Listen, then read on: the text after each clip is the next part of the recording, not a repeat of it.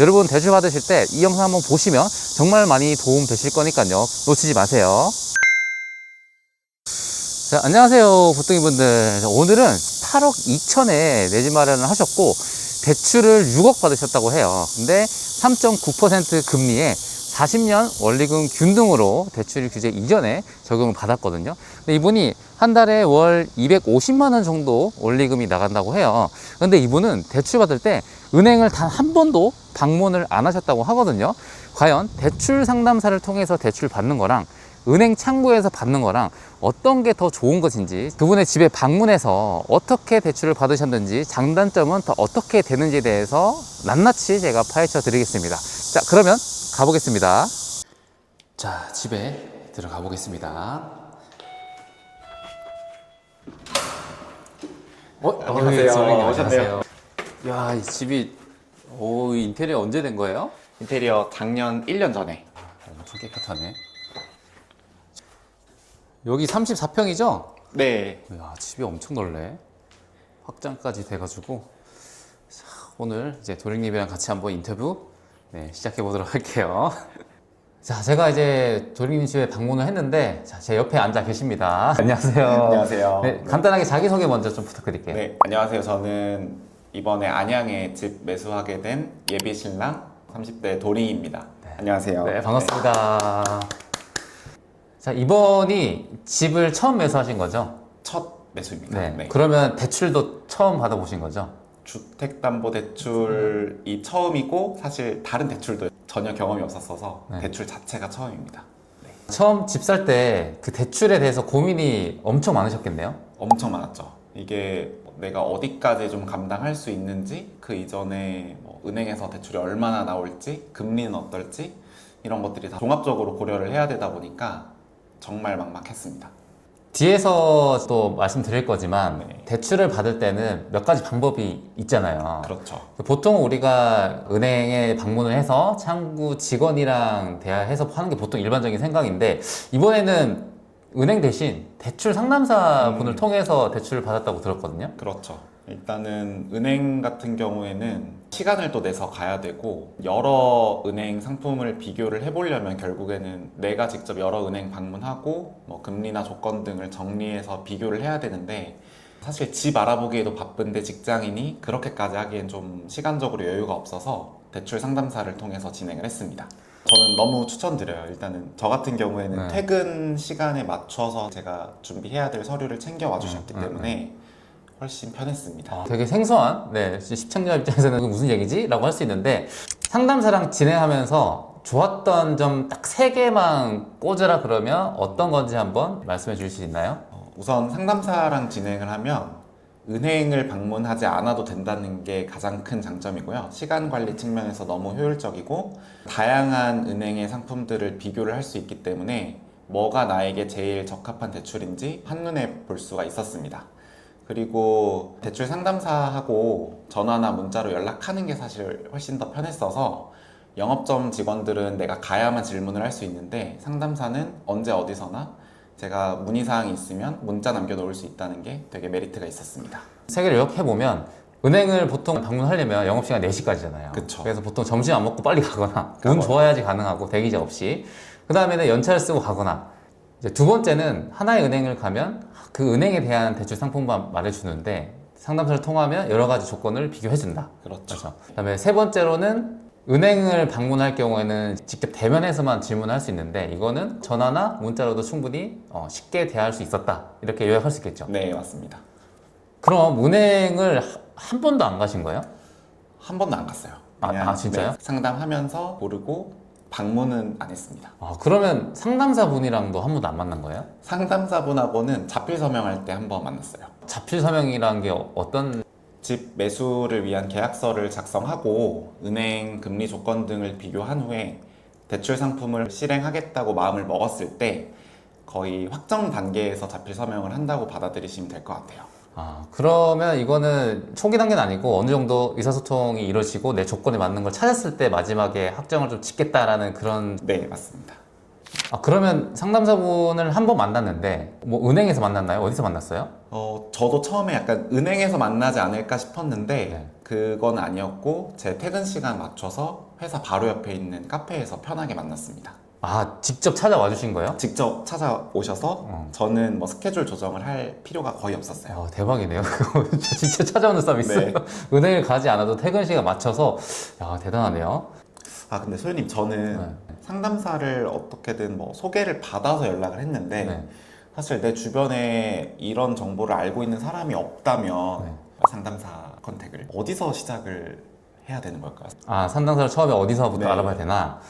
은행이라면 내가 찾아가면 되는데 상담사분이 어디인지 모르잖아요. 그럴 경우 보통은 내가 매수한 부동산에서 소개를 먼저 해줘요. 근데 소개를 그쪽에서 이제 받는 경우나 지인한테 소개를 받는 경우나 이게 아니면 포털 사이트에서 우리 동네 대출 상담사 찾기라는 키워드로 검색을 해보시면 거기에 내가 관심 있는 지역에 국까지 설정을 할 수가 있어요. 거기 딱 들어가시면 다 떠요. 어떤 은행 상담사 누구 이름 적혀 있고 소속 은행별로 본인의 이력을 명함으로 해서 다 등록을 해놨거든요. 그래서 보통은 그 사이트 가서 찾으시면 정확할 겁니다. 아, 그러면 소속 은행이라고 말씀을 하셨는데 네. 대출 상담사는 정식 은행 직원인가요? 아, 이것도 되게 궁금하잖아요. 그런 건 아니고요. 대출 상담사라는 직업이 또 따로 있어요.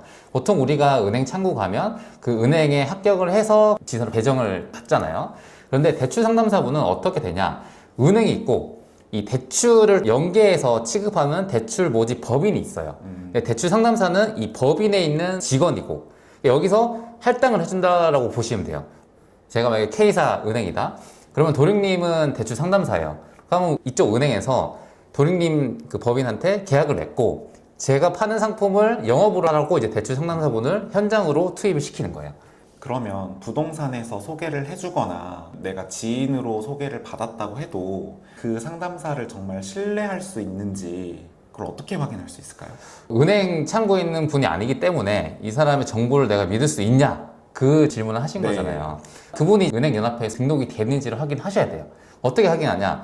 보통은 명함을 줍니다. 명함을 주면 본인 소속 은행이 적혀 있고 그 다음에 이름이랑 전화번호 그리고 제일 중요한 게 등록번호라는 게 있어요. 등록번호가 다 적혀 있는데 그래서 이 등록번호를 포털 사이트에서 검색을 하면 되거든요.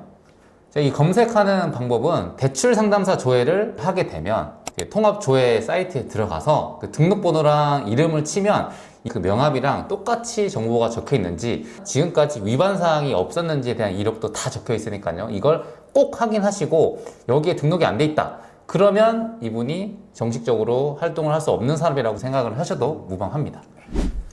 도령님, 그럼 부동산 계약하고 대출 상담사분 이제 연락하면서 자서까지 쓰셨고 네. 대출 실행까지 그 타임라인을 어느 정도 알려주실 수 있나요? 일단은 생각보다 되게 절차가 좀 제가 느끼기에는 간단했어요. 저는 6월 11일에 아파트 매수 계약서를 작성을 했고 6월 13일에 상담사분 연락을 해서 제가 원하는 조건으로 가능한 은행, 금리 등을 비교를 한 다음에 은행 선정을 완료하고 6월 16일까지 기본적인 서류들을 준비 후에 대출 상담사분 만나서 자필 서명을 당일 진행을 했습니다. 그래서 6월 19일 이후에 7월 초 잔금 실행하기 전까지는 사실 제가 크게 신경 쓸 건 없었어요. 아, 그러면 6월 10일 날 계약서 작성하고 나서 자필 서명을 6월 19일 날 하신 거잖아요. 네. 거의 일주일 만에 대출에 대한 부분을 확정 지으셨다는 얘기죠? 네, 맞습니다. 아, 생각보다 관여한 게 크게 많이 없군요. 그쵸. 만약에 하나 있다면 그 집 매도인 분께서 잔금을 오전 중에 좀 최대한 빨리 실행을 했으면 좋겠다라는 의견을 주셨었는데 그 부분도 은행 영업점하고 제 담당 대출 상담사님하고 사전에 이미 서로 조율을 해서 잔금 당일날 차질 없이 진행이 되었습니다. 아, 생각보다 힘 안 들이고 잘 하셨네요. 네. 그럼 이제 대출을 알아보실 때 도령님이 원하는 조건이 있잖아요. 어떤 분은 최저금리를 원한다. 어떤 분은 그냥 한도가 최대한 많이 나오게 된다. 근데 도령님 어떤 조건을 제시해 주셨나요? 저는 우선 상환기간 40년 가능 여부를 가장 우선적으로 봤고 상담 당시에 제가 가능한 은행이 두 가지가 남아 있어서 그 두 가지를 세부적으로 비교를 해주셨습니다. 아, 627 대출 규제 이전에 접수를 한 거기 때문에 그때는 40년까지 가능했, 그때도 근데 40년이 거의 없었잖아요. 많이 없었습니다. 네. 근데 그거를 우선적으로 좀 찾아봐달라 했을 때 한 두세 군데 후보를 좀 뒀군요. 네. 지금까지 대출 상담사 분 얘기를 해보니까 장점이 굉장히 많네요. 많아요. 네. 제가 느끼기에는 직장인이라면 더 네. 많을 겁니다. 제가 그 장점들을 요약해서 체크리스트로 한번 만들어 봤거든요. 제가 이거를 말씀드릴 테니까 공감이 간다면 네. 공감의 의미를 좀 표시해 주시면 됩니다. 자, 첫 번째는 대출 상담사분을 활용하면 직장 눈치를 보면서 은행에 직접 안 가도 된다. 가장 큰 공감 포인트예요. 아, 가장 큰 거예요? 네. 자, 그러면 두 번째. 언제든지 통화나 문자로도 상담사분이랑 뭐 궁금증을 해결할 수 있다. 너무 편합니다. 너무 편해요. 네, 너무 편해요. 그냥 일하다가도 잠시 시간 내서 할 수 있는 거죠. 네. 그리고 세 번째가 내가 원하는 조건에 제시를 하고 그 상품에 대해서 다양하게 비교를 받을 수 있다. 이것도 너무 공감됩니다. 표로 정리해서 소개를 해주시다 보니까 네. 시간 절약이 많이 돼요. 그래서 네 번째로 이제 은행이 있고 소속된 은행의 대출 상담사가 있잖아요. 네. 근데 그 상품이 조건이 똑같이 제시를 해준다. 그쵸. 대출 상담사를 통해서 대출을 실행한다고 해서 이게 페널티가 되거나 그러지는 않습니다. 그럼 이렇게 뭐 지점의 재량에 따라서는 조금 차이가 날 수 있는 가능성이 있다. 네, 제가 듣기로는 네. 뭐 지점 바이 지점으로 네. 소폭 변동이 있을 수는 있다고 알고 있어요. 그럼 일반적으로는 거의 똑같다고 보시면 되겠네요. 자, 다섯 번째. 대출을 실행할 때까지 자필 서명을 할 때 딱 한 번만 만나도 된다. 네, 맞습니다. 저도 한 번 만나고 모든 서류 완료했습니다. 자, 그리고 마지막으로 상담사 분을 통해서 상담을 막 받아요. 근데 그분한테 따로 수수료를 지불을 하셨나요? 비용은 전혀 없었습니다. 상담료 명목으로 청구하는 비용은 전혀 없었습니다. 와, 이게 정말 큰 거네요. 네. 그리고 시간 투자해서 상담을 해줬는데 실행 안 한다? 그렇다고 해서 상담을 따로 받지 않는다. 네, 맞습니다. 그 정말 좋은 포인트입니다.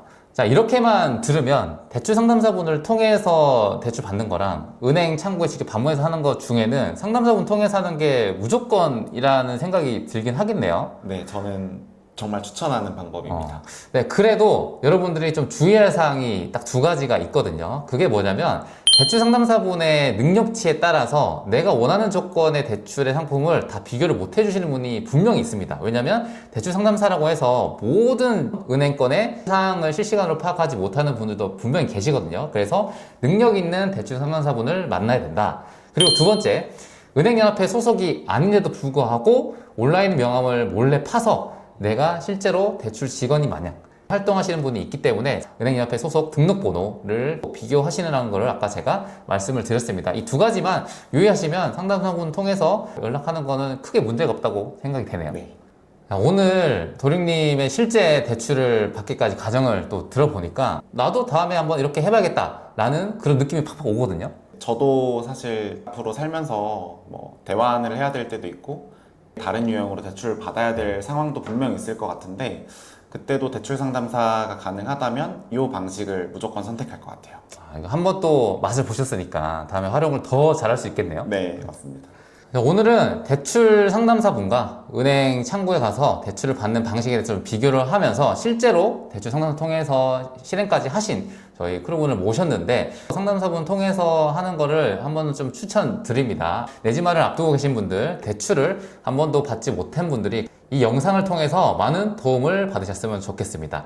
그러면 저희 부스 채널 구독, 좋아요 눌러주시고요. 저희는 다음 영상에서 뵙도록 하겠습니다. 안녕. 파이팅 하시죠. 파이팅.